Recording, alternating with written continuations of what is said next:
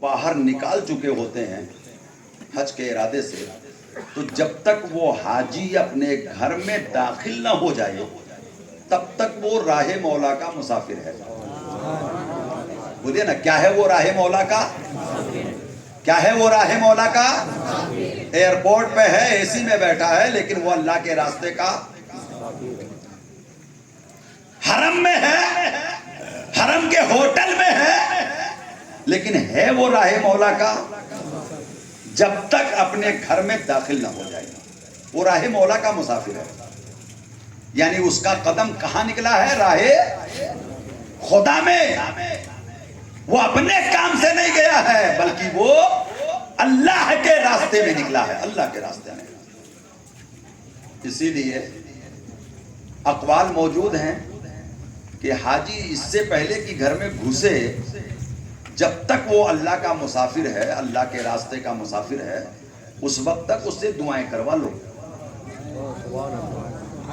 اس وقت تک اس سے دعائیں۔ گھر میں گھس کے حاجی باہر آئے اور محفل میں بیٹھ کر کے دعا کرے، وہ دعا وہ مقام نہیں رکھے گی جو دعا گھسنے سے پہلے حاجی کر کے جائے گا۔ سبحان اللہ، سبحان اللہ۔ وہ راہ مولا کا مسافر ہے۔ سمجھ گئے آپ کیا ہے وہ راہ مولا کا؟ ایک حاجی حج کے ارادے سے چلا ہے تو نکلنے سے اندر آنے تک وہ راہ خدا میں ہے۔ بولیے نا، کہاں ہے وہ؟ کہاں ہے وہ؟ 40 دن میں واپس آ جائے گا تو اس کا راہ خدا کا سفر کتنے دن کا ہے؟ 40 45، بولیے نا کتنے دن کا ہے اس کا؟ 40 45 دن کا۔ پہلے کے لوگوں کا 2 5 5 مہینے کا، 6 6 مہینے کا بھی ہو جاتا تھا۔ ہمارے بزرگوں کا جب وہ پانی کے جہاز سے سفر کرتے تھے، تو یہ حجاج کا راہ مولا کا سفر تقریباً 40 دن کا ہے، اور جو علم دین کے لیے راہ مولا کے مسافر بنتے ہیں ان کا کم سے کم سفر 10 سال کا۔ سبحان اللہ، سبحان اللہ۔ کتنے سال کا ہے؟ بولیے نا، کتنے سال کا ہے سفر؟ جب وہ گھر سے نکلے گا مدرسے کے لیے، راہ مولا کا مسافر ہے۔ جب تک واپس نہیں آ جاتا، سال بھر میں واپس آیا، سال بھر راہ مولا کا مسافر، 6 مہینے میں واپس آیا، 6 مہینے تک راہ مولا کا مسافر۔ اور صرف مسافر ہی نہیں ہے، بندے تو قدم اٹھاتا جا، فرشتے پر بچھاتے جا۔ سبحان اللہ، سبحان اللہ۔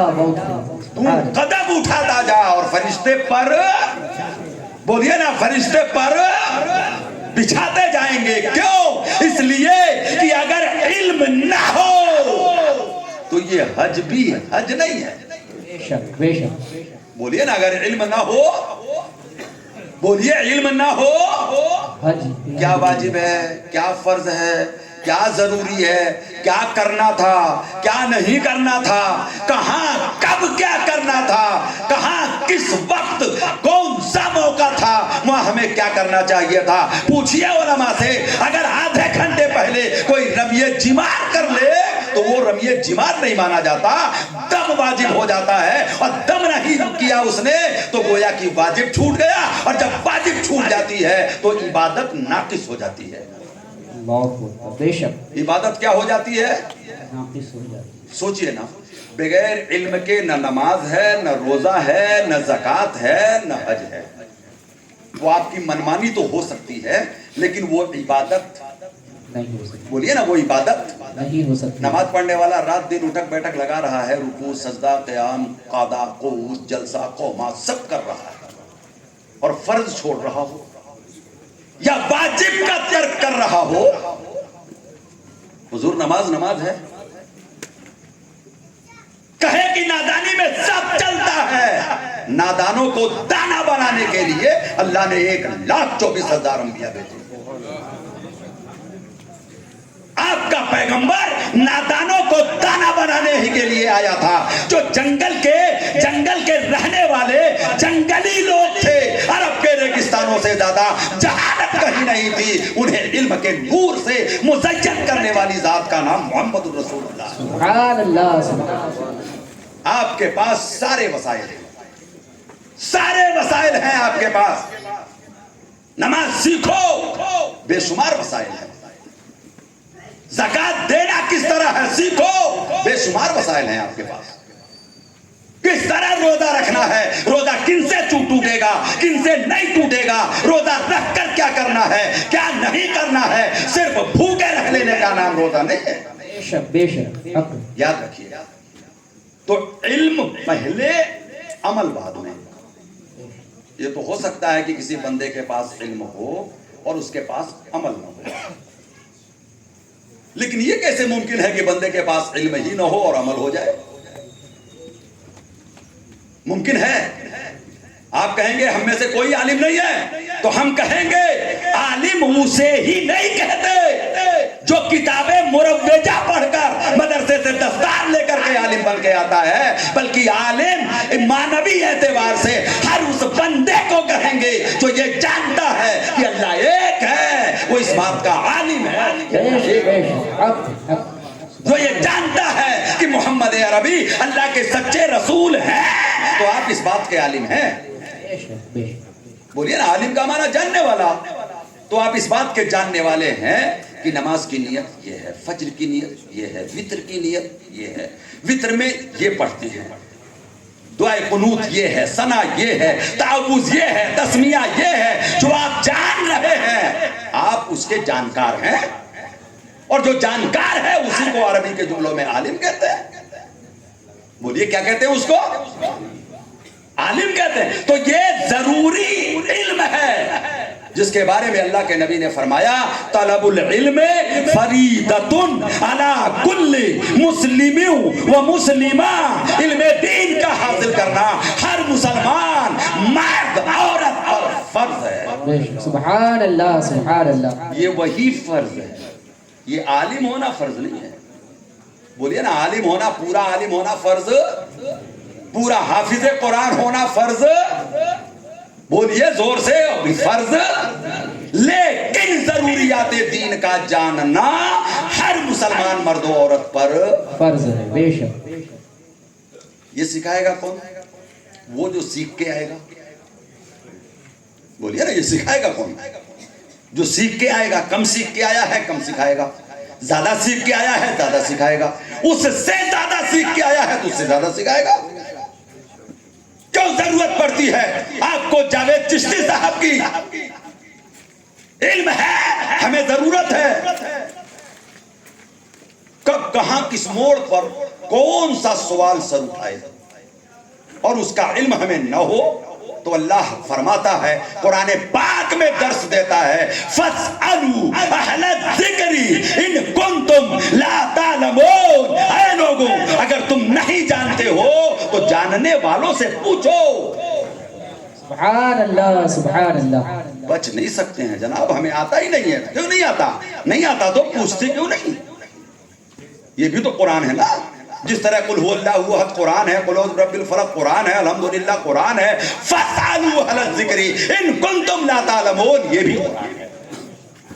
بولیے نا، کیا ہے یہ؟ کیا ہے یہ بھی قرآن ہے۔ یہ انانیت، یہ تکبر، یہ عروج، یہ دنیاوی جاہ، دنیاوی عظمت، ان سب کو کنارے رکھو۔ ایک عظمت اللہ نے دی ہے۔ ارشاد فرماتا ہے، قل هل يستوي الذين يعلمون والذين لا يعلمون۔ کہہ دو، کیا پڑھے ہوئے اور بے پڑھے دونوں برابر ہو سکتے ہیں؟ نہیں، بے شک۔ جواب یہی ہوگا کہ نہیں۔ بولیے نا، جواب یہی ہوگا کہ نہیں۔ تو جو حافظ قرآن ہے وہ غیر حافظ سے تو افضل ہوا نا۔ بے شک۔ جو عالم دین ہے وہ غیر عالم دین سے افضل ہے کہ نہیں؟ بولو۔ بے شک۔ آپ کو ماننا ہی پڑے گا، اور یہ میں نہیں، آپ کے رب کا کلام منوائے گا، بے شک۔ سبحان اللہ۔ کلام الہی منوائے گا، یہ رب کریم منوائے گا یہ۔ اور انداز ایسا ہے کہ اگلا دہل جائے اور بے قرار ہو کے کہے کیوں نہیں علم والا غیر علم والے سے بہتر۔ قل هل يستوي الذين يعلمون والذين لا يعلمون۔ محبوب تم کہو، کیا علم والے اور بے علم دونوں برابر ہو سکتے ہیں؟ جواب برجستہ یہی نکلے گا، ہرگز نہیں۔ ہرگز بے شک بولیے نا ہرگز. ہرگز اللہ کے نبی ارشاد فرماتے ہیں خیرکم من تعلم القرآن وعلمہ، تم میں سب سے زیادہ بہتر وہ ہے جو قرآن سیکھے اور قرآن. بڑی خوشی کی بات یہ ہے، آج بات باب مدینۃ العلم کی چل رہی تھی. صحابہ کی ایک بڑی لمبی تعداد تھی جو حافظ قرآن تھے، اور وہی فیض آج تک چل رہا ہے کہ قرآن پاک چھوٹے چھوٹے بچوں کے سینوں میں محفوظ ہو جاتا ہے. سبحان اللہ وَلَقَدْ سبحان يَسَّرْنَا اللہ الْقُرْآنَ لِلذِّكْرِ فَهَلْ مِن مُدَّكِرٍ. اللہ رب العزت نے قرآن کو یاد کرنے والے کے لیے آسان بنا دیا. بے شک سبحان اللہ. ہاں، جو یاد نہ کرے اس کے لیے بڑا مشکل ہے 30 پارے محفوظ کرنا، لیکن یاد کرنے والے کے لیے جو لگن لگا لے. ابھی 1-2 سال پہلے آپ نے دیکھا تھا آپ ہی کے گاؤں کا ایک کامل نابینا ہو کے بھی پورا ہو گیا، بے شک سبحان اللہ. یعنی نابینا ہو کے بھی کامل حافظ ہو گیا. کامل ہو بے شک. کامل کا معنی پورا. اور اللہ کا شکر ہے سرزمین بیتول میں آج یہ ہمارا دوسرا کامل آیا ہے. سبحان اللہ. یہ بھی مکمل حافظ قرآن ہو چکا ہے. شیخ کامل، ان کے والد کا نام شیخ جمال. اللہ رب العزت فرماتا ہے بروز محشر حافظ قرآن کے باپ اور ماں کے سروں پر ایسا نورانی تاج رکھا جائے گا جس کی چمک سے اہل محشر کی آنکھیں خیرہ ہو جائیں گی. کس کی آنکھیں؟ کس کی؟ اہل محشر کی. اور انہیں نور کے ٹیلوں پہ بٹھایا جائے گا. سبحان یعنی اللہ. جہاں وہ ہوں گے وہ بھی نور کا ٹیلا ہوگا. ٹیلا کیوں مولا؟ اس لیے تاکہ محشر والے دیکھیں. بے شک بولے نا تاکہ محشر والے دیکھیں. تو محشر میں تو اس کونے کا آدمی اس کونے کو ایسے ہی دیکھے گا جیسے سامنے والے کو دیکھتے ہیں. تو پھر نور کے ٹیلے کی کیا ضرورت؟ کہا عزت جب کسی کی جاتی ہے تو اسے اونچے اسٹیج پہ بٹھایا جاتا ہے. سبحان اللہ سبحان اللہ. کہاں بٹھایا جاتا ہے؟ اونچے اسٹیج پر. یہ اونچے اسٹیج پہ بٹھایا جاتا ہے. میدان محشر میں قرآن حفظ کرنے والوں کے والدین کے سروں پر تاج، اتنا نورانی اور نور کا ٹیلا. تو جو حافظ قرآن ہوگا اس کا کیا مقام ہوگا؟ سبحان اللہ سبحان اللہ. بولیے نا اس کا کیا مقام ہوگا؟ رب فرمائے گا ایک حدیث، ساری باتیں تو نہیں، صرف ایک روایت. رب فرمائے گا اے میرے کلام کو یاد کرنے والے آیتیں پڑھتا جا، منزلیں چڑھتا جا. سبحان اللہ سبحان اللہ. آیتیں پڑھتا جا اور منزلیں، بولیے نا منزلیں چڑھتا جا. ایک مثال بتاؤں، یہ علماء کہتے ہیں 6666 آئے ہیں. 6600 تو 6666 منزل ہے. تو مان لو نا یہاں کسی کا مکان 2 منزل ہو، کسی کا 4 منزل، تو وہ آسمان میں ہوتا ہے یہ زمین میں ہوتا ہے؟ بے شک بے شک بے شک. بولیے نا ہوتا ہے. اور وہاں 6666 منزلیں. بے شک بے شک. کہاں جائے گا وہ حافظ قرآن؟ بولیے نا کہاں جائے گا؟ یہ مقام کس کا ہے؟ حافظ قرآن کا. حافظ قرآن اس وقت تک حافظ نہیں ہوتا جب تک کہ اس کا استاذ خون جگر نہ پلا دیتا. بے شک سبحان اللہ سبحان اللہ. حق. جب تک کہ استاد خون جگر نہ پلا دے. حافظ ہونا آسان نہیں ہے جناب. بالکل بے شک. حافظ ہونا وہ الف با تا سا کا سبق نہیں ہے، کا کھا گا گا اے بی سی ڈی کا. وہاں جگر کو پانی کرنا پڑتا ہے، خون کو پانی کی طرح بہانا پڑتا ہے، رات اور دن ایک کرنا پڑتا ہے. مدارس میں بے شمار سہولیات ہوتی ہیں، قابل قدر ہیں. حافظ سید شعیب صاحب قبلہ انہوں نے گھر میں بٹھا کے اس بچے کو حافظ قرآن بنا دیا. سبحان اللہ سبحان اللہ. اس سے پہلے نابینا حافظ کو حافظ قرآن بنا دیا تھا. یہ آپ کے سامنے بیٹھا. یہ اللہ رب العزت کی عطائیں ہیں، جسے چاہے ذالک فضل اللہ یؤتیہ من یشاء. یہ اللہ کا فضل ہے، جسے چاہتا ہے عطا فرماتا ہے. آخر میں خدا کے فضل سے وہ صاحب ایمان رہتا ہے. کہ نام مصطفیٰ پر جو بشر قربان رہتا ہے اور نہ ہو عشق محمد جس کے دل میں اس کا جینا کیا، وہ کہنے کو تو زندہ ہے مگر بے جان، وہ کہنے کو تو زندہ ہے مگر بے جان رہتا ہے۔ اور خدا محفوظ رکھے، خدا محفوظ رکھے آپ سب کو ان بلاؤں سے۔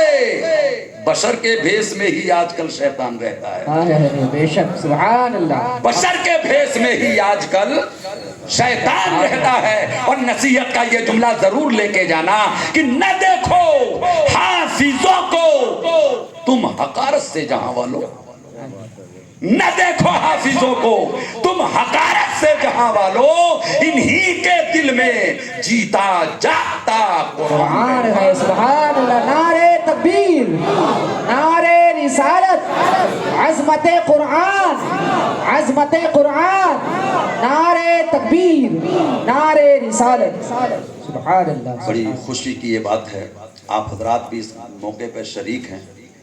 اللہ رب العزت کی بارگاہ میں جب یہ منظر پیش ہوں گے تو ایسا نہیں ہے کہ مالک و مولا کی رحمتیں حاضرین کو محروم کر دیں گی۔ ہم اور آپ اپنی نظروں سے اس منظر کو دیکھیں، ان علماء کرام کے ہاتھوں سے اس بچے